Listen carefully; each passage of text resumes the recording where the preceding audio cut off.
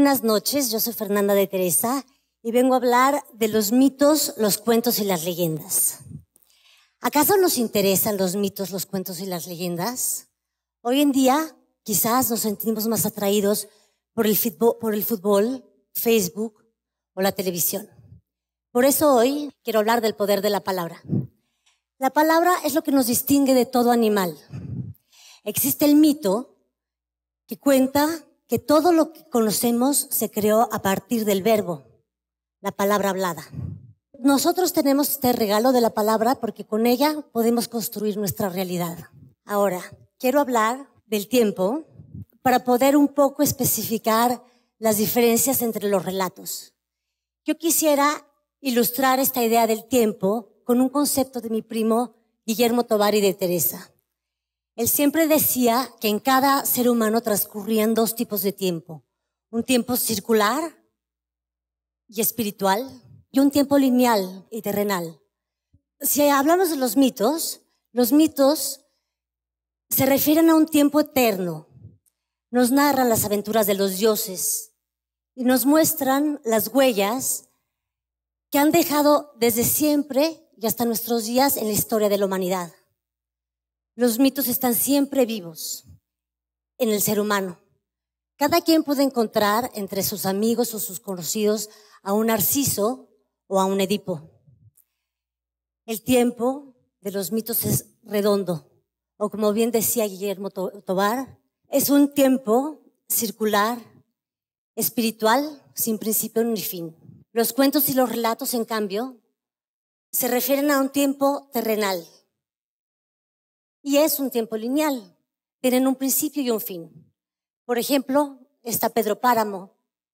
También puede ser una anécdota personal, un viaje, una historia de amor. Los cuentos y los relatos siempre tienen que tener un principio y un fin. Pueden ser ficción o historias verdaderas. El modo de contar los cuentos es lo que les da un tono. Existen las comedias que nos hacen reír, existen los dramas, las tragicomedias o también las farsas. Las leyendas, en cambio, están compuestas de tiempo redondo y espiritual y también tiempo lineal. Las leyendas, por eso, están entretejidas con ambos tiempos. Todas las leyendas están amuebladas por atmósferas de sueños y también por realidades concretas y otras oníricas o pues más etéreas. Existe, por ejemplo, la leyenda afgana relativa a la fuente de la juventud. Alejandro Magno, después de haber estado buscando la fuente de la vida en Asia Menor, decidió hacerle caso a las leyendas y buscarla en Afganistán. Allí, junto con sus compañeros, se dirigió a una montaña y en esa montaña había una gruta. Encendieron sus antorchas y se introdujeron a esta cueva muy profunda. Los compañeros de Alejandro, después de un rato de estar caminando, se dieron cuenta que las paredes brillaban y se sintieron atraídos por este brillo. Entonces descubrieron con sus antorchas que las paredes estaban forradas de piedras preciosas. Se detuvieron para llenarse los bolsillos y entonces terminaron perdiéndose y dispersándose. Alejandro solo siguió avanzando y logró salir del otro lado de la gruta.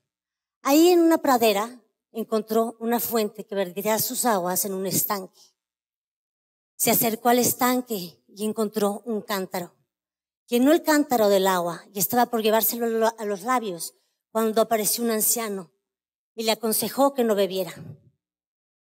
Alejandro preguntó, ¿no es acaso esta la fuente de la inmortalidad? El anciano asintió y dijo que él había bebido de esas aguas hacía cientos de años y hoy se arrepentía.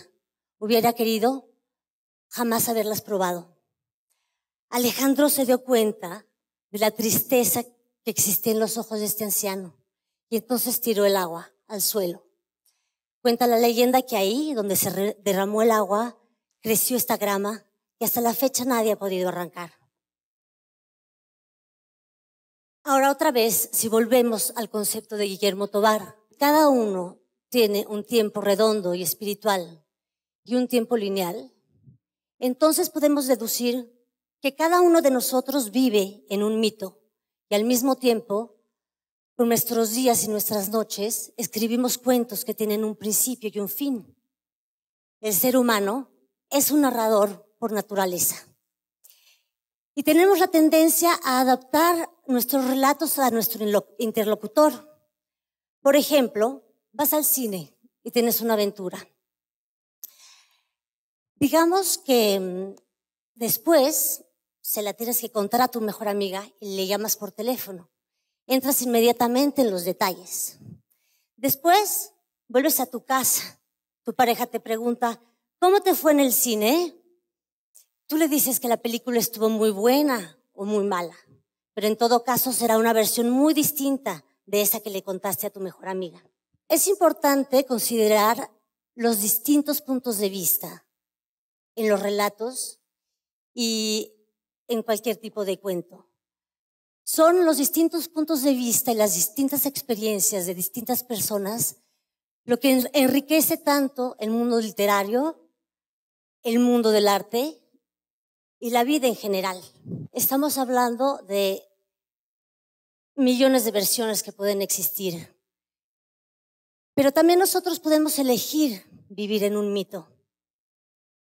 Y hablando mucho de este mito, de algún modo lo estamos creando y podemos intensificar su existencia en la realidad. Por ejemplo, en el caso de aquí de Michoacán, tenemos la tendencia a hablar mucho de los problemas del narcotráfico. Si hablamos constantemente de eso, nos estamos encerrando en este tema. Y pues bueno, todos sabemos que existe este problema, pero ¿queremos realmente vivir en esa realidad? Si ponemos toda nuestra atención en algo, no podemos percibir ni ver lo demás. Si en cambio ponemos nuestra atención en otras cosas, nos damos cuenta que tanto en México como en la vida existen muchas otras cosas además de los problemas. En donde uno pone su atención es donde está su energía. Y donde está tu energía es donde tú vas a estar.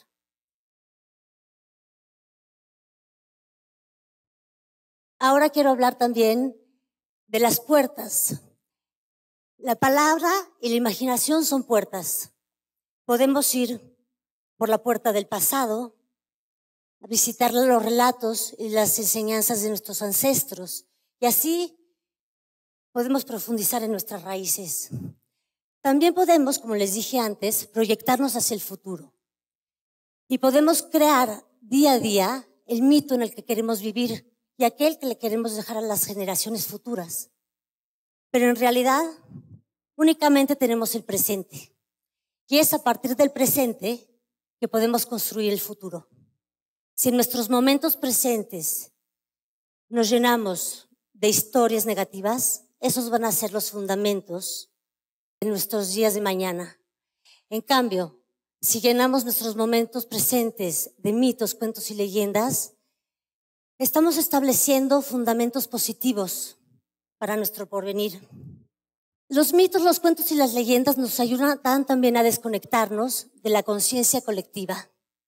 La conciencia colectiva que invade nuestro espacio mental y destruye nuestros sueños.